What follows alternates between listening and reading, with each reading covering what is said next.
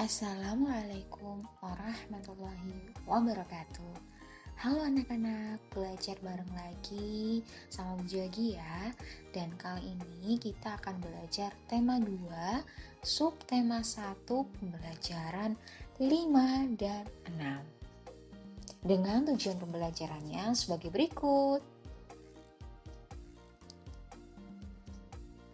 Nah, kalian bisa lihat gambar yang ada di layar. Ada Lani yang sedang menghirup udara pagi yang sejuk melalui jendela kamarnya. Tentunya, udara pagi sangat baik untuk kesehatan organ pernafasan kita karena belum banyak polusi yang terdapat di udara. Paru-paru kita terdiri dari 2 paru-paru kanan dan paru-paru kiri. Nah, organ pernafasan manusia yang sudah kita pelajari di pembelajaran sebelumnya, yang pertama terdiri dari hidung, faring, laring, trakea, bronkus, bronkiolus, dan alveolus yang terdapat di dalam paru-paru. Saat kita bernafas dan saat kita menarik nafas, rongga dada kita mengembang. Sebaliknya, saat menghembuskan nafas, rongga dada kita kembali ke ukuran semula. Bernafas juga membutuhkan kekuatan otot. Otot manakah itu? Dan kita akan cari tahu di pembelajaran kali ini. Bernafas adalah kegiatan menghirup oksigen ke dalam tubuh dan membuang karbon dioksida dari dalam tubuh. Kegiatan bernafas ini membutuhkan kekuatan otot. Otot pernafasan utama adalah diafragma. Diafragma terdapat di dalam tubuh di bagian bawah rongga dada dan bentuknya itu seperti kubah. Di sebelah sini ya yang ditunjukkan oleh anak panah oleh Bu Guru. Nah, di sini di bawah rongga dada yang bentuknya seperti kubah. Ini dia diafragma. Proses pernafasan manusia ada inspirasi dan ekspirasi. Inspirasi adalah proses menghirup udara atau menghirup oksigen, sedangkan ekspirasi adalah proses menghembuskan udara atau karbon dioksida. Proses menghirup udara dimulai dari udara masuk melalui hidung, kemudian disaring oleh lendir dan rambut hidung. Di sini diafragma berkontraksi menjadi lebih datar. Tulang rusuknya bergerak ke atas atau keluar. Kemudian paru-parunya mengembang dan rongga dada membesar. Gas oksigen diserap oleh alveolus. Nah, begitu prosesnya saat menghirup udara. Jadi dari sini perhatikan gambarnya. Udara masuk melalui organ pernafasan, kemudian tulang rusuk bergerak keluar atau ke atas, paru-parunya mengembang, dan otot diafragma menjadi datar di sini. Berkontraksi karena ditekan oleh rongga dada yang membesar dan paru-paru yang mengembang. Sedangkan proses menghembuskan udara, otot diafragma berelaksasi dan otot tulang rusuk mengendur. Paru-paru mengempis dan rongga dada kembali ke ukuran semula.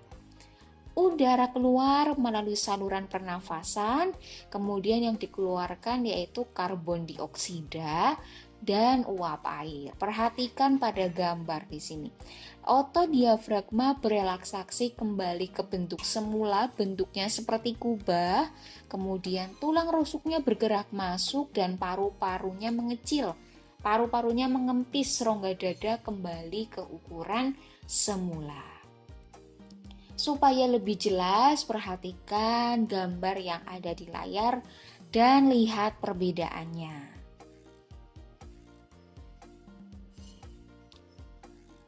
Nah, Pengaturan pernafasan sangat diperlukan tentunya, misalnya saat kita bernyanyi.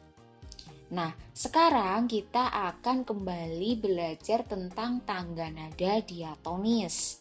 Tangga nada ada dua, tangga nada diatonis mayor dan tangga nada diatonis minor. Tangga nada diatonis mayor sudah kita bahas di pembelajaran sebelumnya. Dan kali ini kita akan membahas tangga nada diatonis minor. Tangga nada diatonis minor bentuknya seperti ini ya. Jarak interval nadanya itu 1, setengah, 1, 1, 1, setengah, dan 1. Kemudian untuk notasi angkanya ini dimulai dari La, diakhiri dengan La. Nah, ini nama nadanya yang di atas. Dan untuk ciri-cirinya, ciri-ciri tangga nada diatonis minor. Yang pertama, lagunya bersifat sedih, lagunya kurang bersemangat, dan melodi lagu biasanya diawali dan diakhiri nada La. Namun tidak menutup kemungkinan diawali nada Mi dan diakhiri nada La. Contoh lagu diatonis minor, contohnya lagu Syukur, Gugur Bunga, Himne Guru, Mengheningkan Cipta, dan Indonesia Pusaka, dan lain-lain. Nah, untuk pembelajaran 6, coba kalian perhatikan gambar yang ada di layar. Di situ Lani sedang terbatuk-batuk karena asap pembakaran sampah. Perlu kalian ketahui, membakar sampah itu berbahaya bagi kesehatan. Kenapa? Karena terdapat senyawa kimia yang berbahaya bagi tubuh jika dihirup. Senyawa kimia yang berbahaya contohnya dioksin dan karbon dioksida yang bisa meningkatkan resiko terkena kanker paru-paru. Nah, perilaku membakar sampah di lingkungan tadi termasuk sikap yang tidak bertanggung jawab. Nah, apa sih tanggung jawab itu? Tanggung jawab adalah sikap yang harus kita miliki saat kita mendapatkan tugas untuk dilaksanakan. Contoh sikap tidak bertanggung jawab lain selain membakar sampah, yaitu membuang sampah sembarangan dan membiarkan sampah berserakan. Kedua perilaku tersebut dapat mengakibatkan banjir. Ini sering terjadi di kota-kota besar ya. Kemudian tentunya menjaga kenyamanan lingkungan merupakan salah satu tanggung jawab warga masyarakat. Jenis-jenis tanggung jawab sebagai warga masyarakat. Nah, ada memelihara ketertiban dan keamanan hidup bermasyarakat. Kemudian menjaga dan memelihara rasa persatuan dan kesatuan masyarakat. Yang ketiga, meningkatkan rasa solidaritas sosial sebagai sesama anggota masyarakat. Apa itu solidaritas? Solidaritas adalah rasa setia kawan, mendahulukan kepentingan bersama dibandingkan kepentingan pribadi ataupun golongan. Kemudian yang keempat, menghapuskan bentuk-bentuk tindakan diskriminasi dalam kehidupan di masyarakat untuk menghindari perpecahan masyarakat, bangsa, dan negara. Apa itu diskriminasi? Diskriminasi adalah perbedaan perlakuan, ya. Jadi semisal di lingkungan kalian ada satu anak yang beragama Kristen, tapi kebanyakan beragama Islam mayoritasnya. Nah, di situ kita tidak boleh melakukan diskriminasi atau pembedaan perlakuan kepada anak yang beragama Kristen tersebut. Jadi di sini kita tidak boleh membedakan asal, ras, suku, agama tertentu.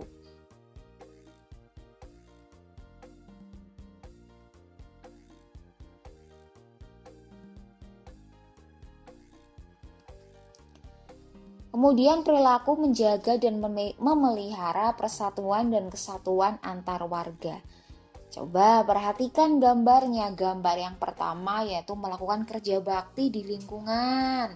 Kemudian setelah kerja bakti, ibu-ibu dan anak-anak membuatkan minuman dan makanan. Nah, ini termasuk perilaku menjaga persatuan kesatuan antar warga.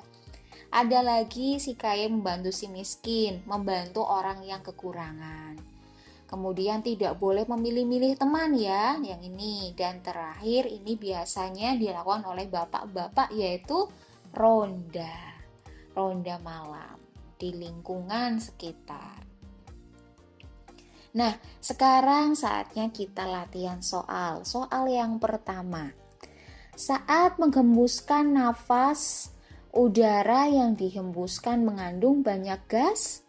A, B, C, D yang mana? Tentunya yang B, karbon dioksida. Kalau menghirup itu kita oksigen ya. Kalau mengeluarkan karbon dioksida. Yang kedua, tangga nada diatonis yang susunan nada-nadanya berjarak 1,5, 1,5, 1,5 disebut tangga nada minor, yang minor ya. Nomor 3, tangga nada diatonis yang susunan nada-nadanya berjarak 1,5, 1,5 disebut tangga nada. Kalau yang ini mayor. Nomor 4. Lagu berikut bertangga nada minor kecuali yang bukan. Sudah jelas ini yang B, Garuda Pancasila. Ini termasuk lagu yang bertangga nada mayor kalau Garuda Pancasila ya. Lanjut soal nomor 5, proses menghirup udara, oksigen disebut inspirasi. Kalau ekspirasi itu menghembuskan udara, karbon dioksida. Nomor 6, otot pernafasan utama. Yang mana? Diafragma, otot diafragma. Nomor 7, apabila kita melakukan inspirasi, menghirup udara, paru-paru kita akan titik-titik, sedangkan apabila kita melakukan ekspirasi, menghembuskan udara, paru-paru kita akan titik-titik. Yang mana? Kalian bisa menjawab soal ini dengan melakukan praktek. Sambil praktek, tarik nafas, kemudian hembuskan. Nah, kalian pasti sudah tahu jawabannya, yaitu yang A. Kalau saat inspirasi itu paru-parunya mengembang, saat ekspirasi paru-parunya akan mengempis. Nah, coba kalian boleh latihan atau mengerjakan di buku latihan atau buku tugas, boleh buatlah skema atau urutan sistem pernafasan manusia. Gerakan otot diafragmanya bagaimana, paru-parunya bagaimana, kemudian tulang rusuknya bagaimana. Jadi skemanya itu seperti udara masuk, kondisi tulang rusuk, paru-paru, dan otot diafragmanya bagaimana. Saat udara keluar, tulang rusuk, otot diafragma, dan paru-parunya kondisinya bagaimana. Coba buatlah urutannya ya di buku latihan ataupun buku tugas kalian. Nah, untuk pembelajarannya cukup sampai di sini dulu dan sampai bertemu di pembelajaran berikutnya. Ada pantun seperti biasa dari Bu Guru. Buah manggis, buah kelapa, belinya bareng selnya. Anak-anak sampai jumpa, sampai bertemu di pembelajaran berikutnya. Wassalamualaikum warahmatullahi wabarakatuh. Jangan lupa like, comment, share, dan subscribe. Bye-bye.